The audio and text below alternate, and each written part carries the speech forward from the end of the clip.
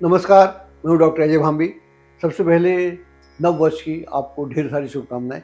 हम बात करने जा रहे हैं सिंह यानी लियो राशि का भविष्यफल की, वो भविष्यफल 2026 की बात करने जा रहे हैं। आप में से बहुत सारे लोग जानते होंगे, जो नहीं जानते होंगे उनके लिए जानकारी भी है कि जो बृहस्पति जो है, जुपिटर हमारे सोलर सिस्टम का सबसे बड़ा ग्रह है और जब इसकी गति में परिवर्तन आता है तो पूरे ब्रह्मांड के माहौल में परिवर्तन आता है।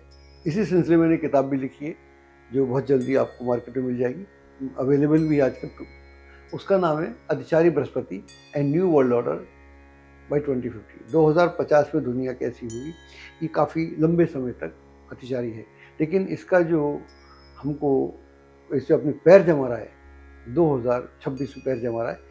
मई 2025 को ही ये अतिचारी हो गया था। तो यहाँ पर जैसे ही वर्ष की शुरुआत होती है तो जो जुपिटर जो है, बृहस्पति जो है आपकी राशि से एकादश भाव में है और यहाँ पर ये अभी वक्र गति में है। ये वक्र गति इसकी रहने वाली है 11 मार्च 2026 तक। बाकी जो शनि है, शनि आपकी राशि से जो है अष्टम चल ही रहा है, राहु सप्तम चल रहा है। ये स्थिति है। बाकी ग्रह छोटे मोटे उनकी जो स्थिति हमारे दिमाग में है। तो अगर हम इसको पकड़ के बात करना चाहें तो एकादश भाव में बृहस्पति है, लेकिन ये वक्री है। तो यह जो समय है आपके लिए अच्छा समय है।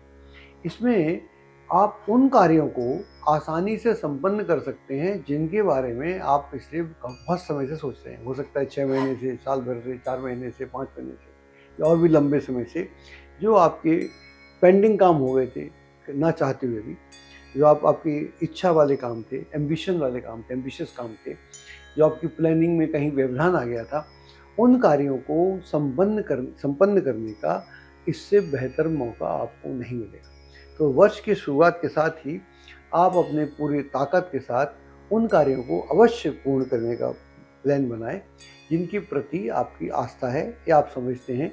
हो सकता है उसमें कुछ रिस्क टेकिंग वर्क हो, डजंट मैटर, लेकिन रिस्क टेकिंग वो लेना चाहिए जो कैलकुलेटेड रिस्क हो। जो हमारी गणना के हिसाब से रिस्क है उसमें फिर हम जानते हैं कि इसमें दोनों काम हो सकते हैं, हानि भी हो सकती है, प्रॉफिट भी हो सकता है, लेकिन उसको अगर आप सोच समझ के करेंगे तो फिर उसमें हानि की गुंजाइश आप खुद ही ख़त्म कर देंगे। आपके संपर्क के दायरे का विस्तार होगा, बहुत ही बढ़िया लोगों से आपकी भेंट मुलाकात होगी। ये मुलाकात आपके जीवन में आमूलचूल परिवर्तन लाने वाली होगी। हालांकि शनि के अष्टम होने से कहीं ना कहीं आपको दिक्कतें भी आएंगी, कुछ मुश्किलें भी आएंगी, कहीं स्वास्थ्य को लेकर भी दिक्कत हो सकती है। किसी आपने निज व्यक्ति का, परिजन का स्वास्थ्य भी दिक्कत का कारण हो सकता है, लेकिन इन समस्याओं से जूझते हुए आप अपने कार्य में आगे बढ़ेंगे। ये समय आपके लिए बहुत अच्छा है, इसका आपको भरपूर उपयोग करना चाहिए। मित्र लोग साथ देंगे, नई एसोसिएशन हो सकती है, नई पार्टनरशिप हो सकती है। धन के लिए यह समय बहुत अच्छा है, धन धान्य में वृद्धि का योग बना हुआ है। अब हम बात करते हैं इधर 11 मार्च से लेकर 2 जून तक की। यहाँ पर बृहस्पति डायरेक्ट हो जाएगा, बाकी ग्रह मेन तो नहीं बदलेंगे।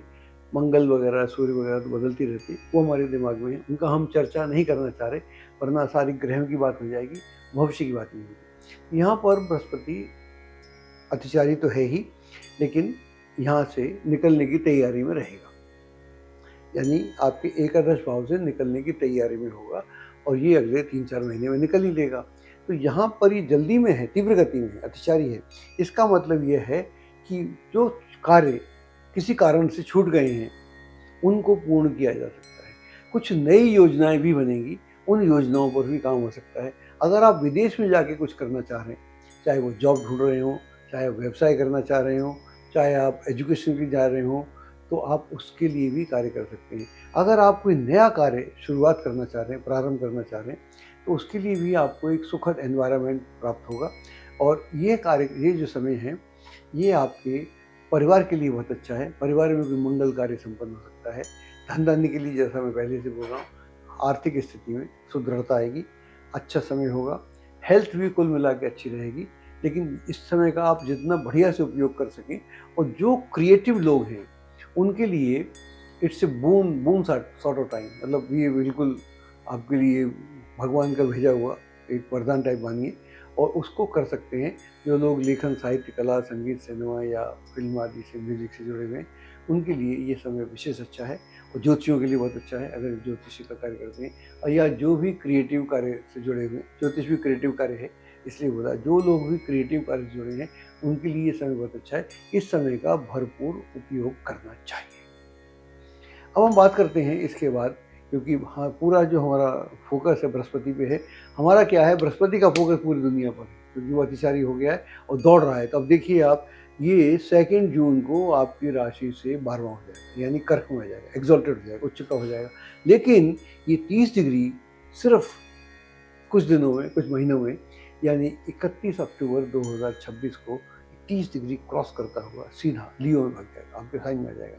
तो ये अगले 4-5 महीने इस कर्क राशि में रहने वाला है, यानी आपकी राशि से द्वादश 12वां कोई भी ग्रह होता अच्छा नहीं होता। शनि ऑलरेडी अष्टम है, जैसा मैंने बोला वो अष्टम रहने वाला है। हालांकि शनि इस बीच में थोड़ा रेट्रो हो जाएगा, वक्री हो जाएगा, वक्री तो हो जाएगा, वो 29 जुलाई को वक्री हो जाएगा, लेकिन रहेगा इसी घर में। बाकी मेन ग्रहों में ज़्यादा परिवर्तन नहीं होगा। यहाँ से दिसंबर तक एक्चुअली ये भी रहने वाला है। तो कहने का मतलब ये हुआ, बृहस्पति 12वें में चला गया और ये इधर अष्टम चला गया। तो यह जो समय है, यह समय आपकी परीक्षा का समय है, टेस्टिंग टाइम। मैं समय को खराब नहीं बोलता, समय खराब नहीं होता, हाँ अच्छा तो होता है, खराब नहीं होता।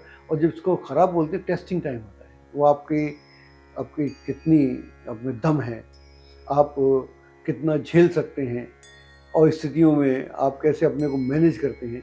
क्योंकि जब अच्छा मौसम हो सभी मैनेज कर लेते हैं, मौसम ख़राब हो, हवा आपके खिलाफ हो, तब आप कैसे मैनेज करते हैं।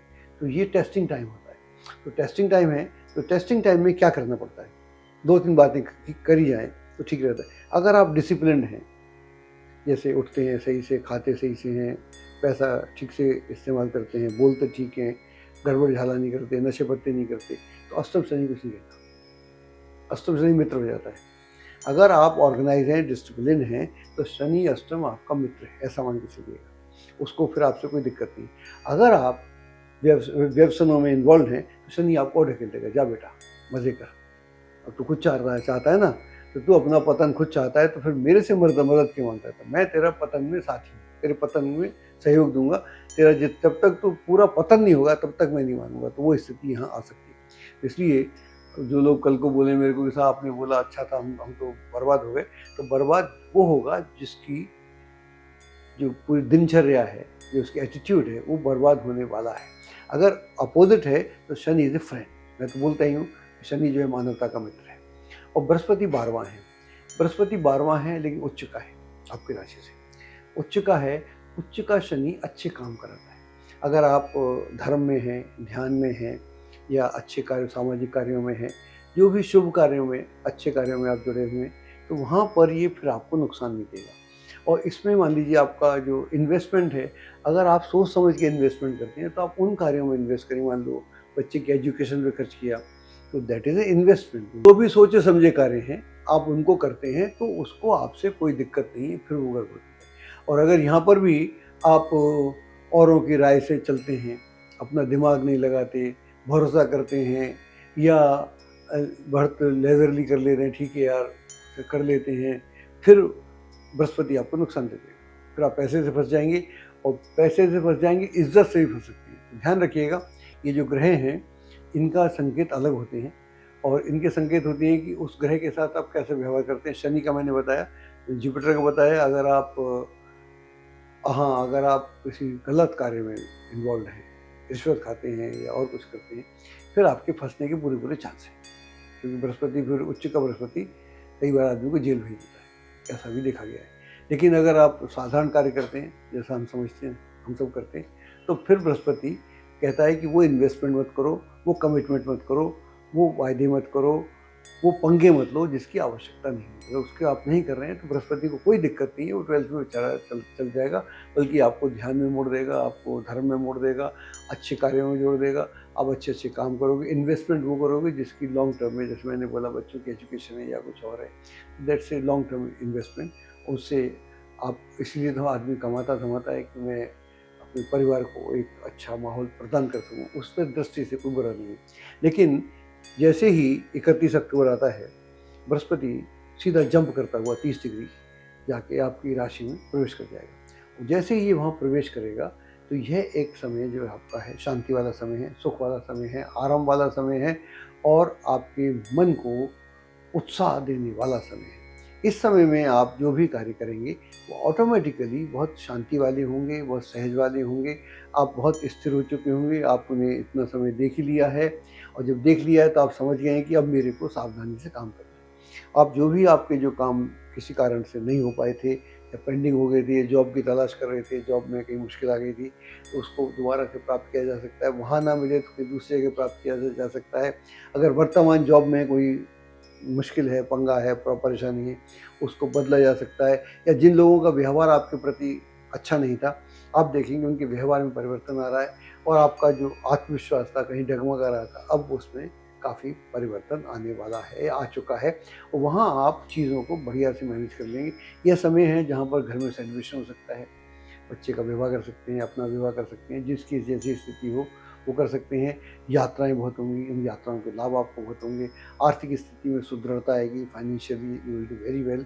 कुल मिलाकर यह वो समय है जिसका आपको लंबे समय से इंतज़ार था और ये फिर आपके सामने है। इसका आप बहुत ठीक से उपयोग कीजिएगा और हमारी शुभकामनाएँ आपके साथ हैं। एस्ट्रोलॉजी की सटीक जानकारी के लिए विश्वविख्यात एस्ट्रोलॉजर अजय भांबी के YouTube चैनल ABC चैनल को सब्सक्राइब, लाइक और शेयर करें। लेटेस्ट अपडेट के लिए बेल के बटन पर जरूर क्लिक करें।